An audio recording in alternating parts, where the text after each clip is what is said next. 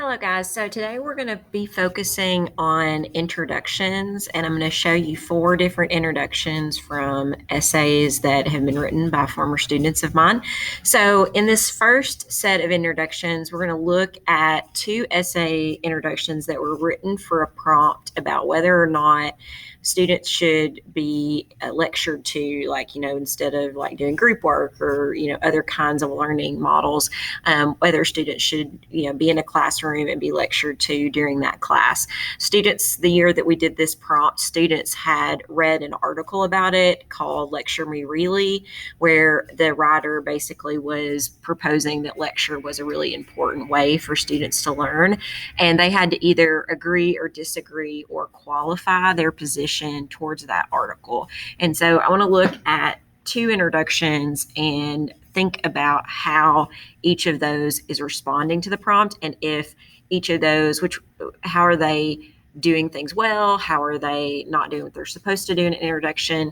Think about some of the advice that we have seen in Chapter 9 of On Writing Well about grabbing attention, doing real work, pulling the reader in paragraph by paragraph.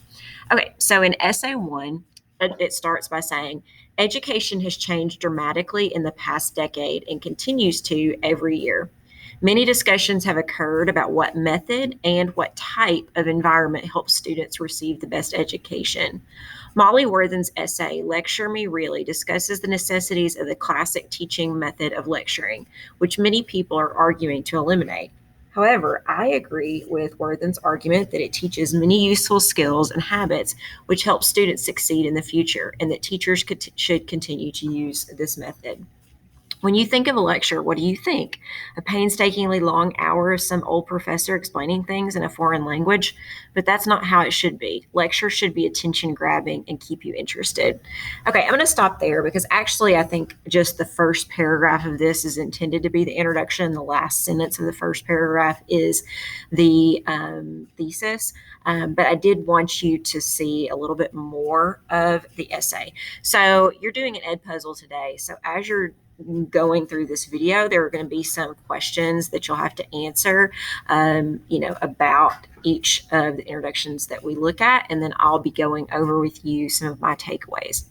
So for this opening introduction, so I would say that the essay provides unnecessary and vague information at the beginning, when it starts by saying that education has changed dramatically in the last decade and continues to every year. There's no research to support that. That just seems like some general statements that the student is kind of pulling out of nowhere. Many discussions have occurred about what method and what type of environment helps students receive the best education. We don't have who's having these discussions and what kinds of student environments are we talking about? What kind of methods are we talking about? And then it really just goes straight into the thesis for the essay, which, while a little wordy and cumbersome, does actually take a position as it's supposed to. The rhetorical questions in the second paragraph are too informal. I did want to look at that part of the essay just because I think that's a very common problem in introductory paragraphs, is students using these really really informal second person questions, these rhetorical questions that say things like, have you ever, thought about saving the environment? In this case, it's like, what do you think about when you think of a lecture? And the questions themselves are not particularly thought provoking. They're not really doing any real work. I mean, I think it would be better in some ways. I think they're kind of almost like throat clearing. There's just it's not really necessary to say it. You could just go right into the description of a typical lecture class. Introduction overall in this one is just too brief. The first sentences are just basically placeholders. It's like the student really didn't have anything to say other than the thesis, but they knew they needed some sentences before it, so they put in some sort of vague writing prior to that thesis. Okay, let's look at the second introduction. So it's same topic, same prompt. So this essay starts, my cousin returned from his first quarter of college earlier this year, full of stories about wild parties and impossible tests. He groaned about how frustrating it was to not have a car and about the limit on library printing.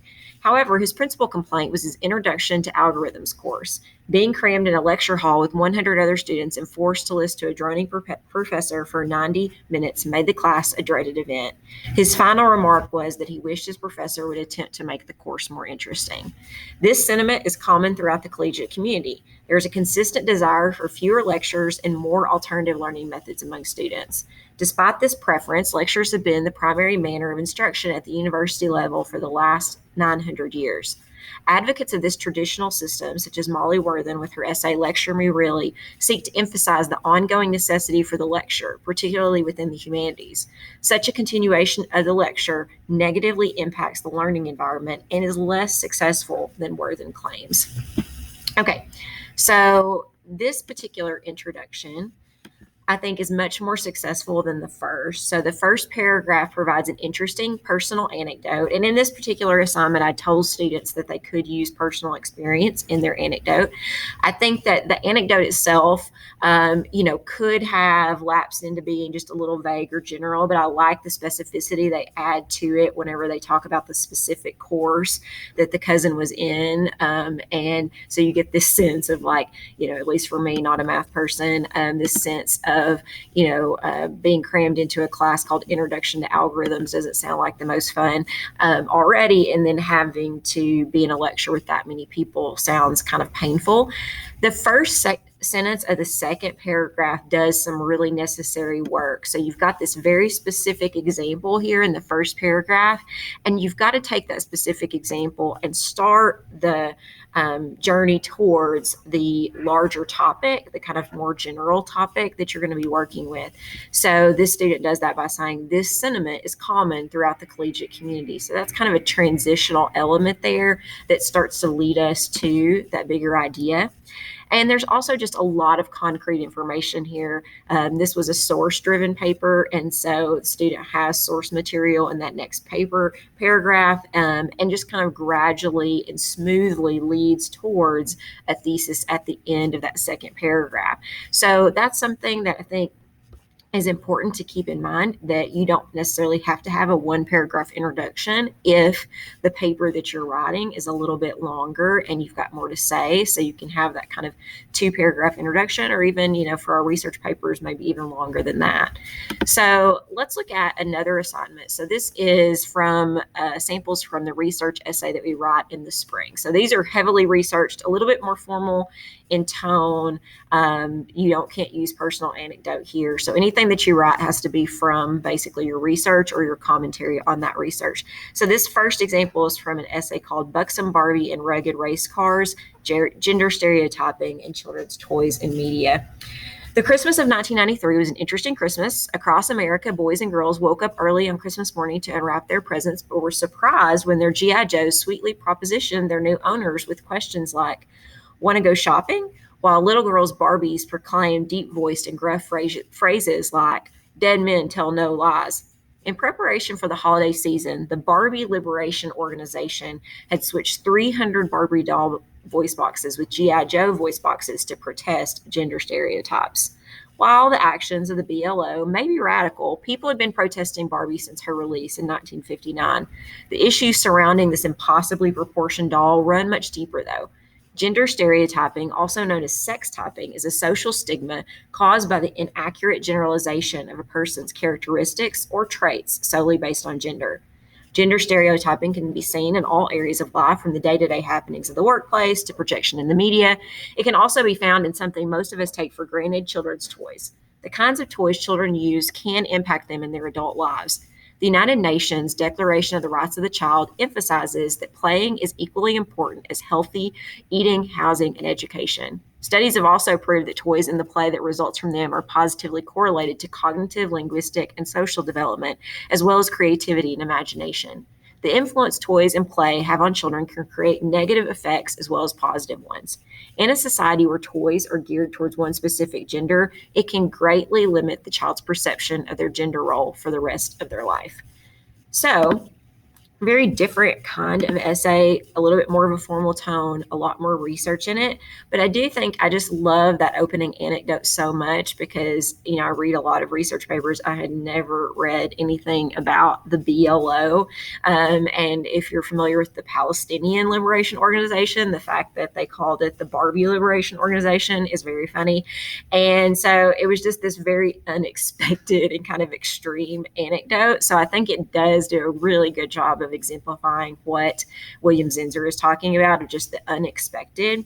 The second paragraph uses research to, get into the broader topic, but also not just to get into it and not just to give background on it, but to establish that it's an issue. And so a lot of times when you are writing an argument, you've got to prove that something is a problem that needs to be addressed, right? Like you might be thinking, well, why do we even care about, gender stereotyping and toys? And so she's already trying to prove that to you, that that's important, so that when you get to the thesis, it matters a little bit more. And I think that this is also a really good example of just a very, very well written introduction. The diction is specific and clear. The information is unexpected.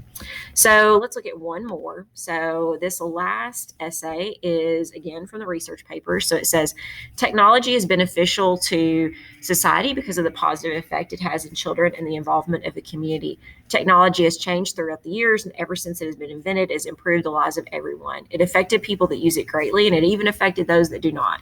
Technology is beneficial for people's lives.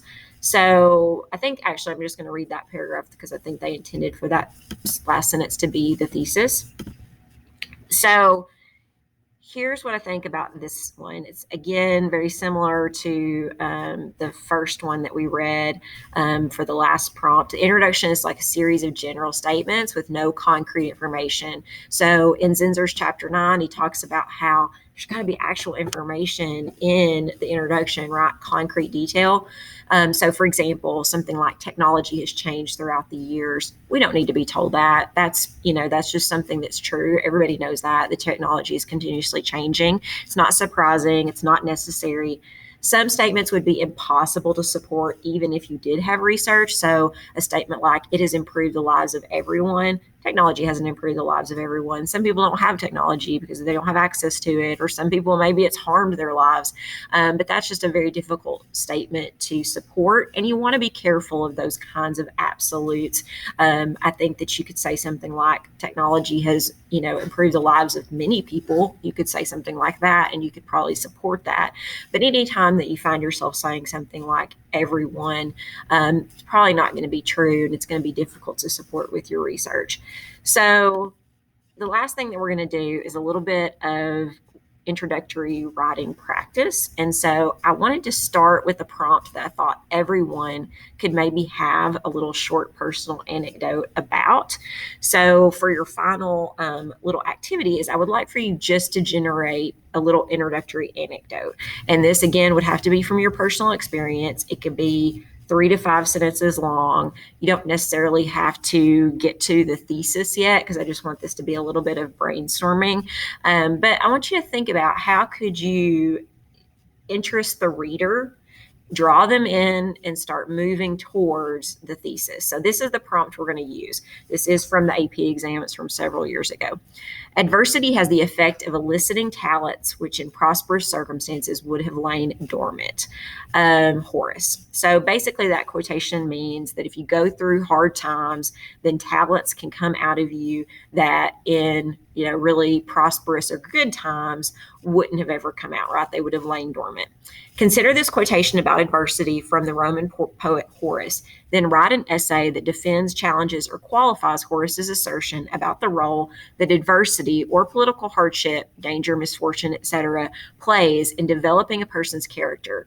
Support your argument with appropriate evidence from your reading, observation, or experience. So this is question 3. This is the argument question where you have to use your own personal experience to respond.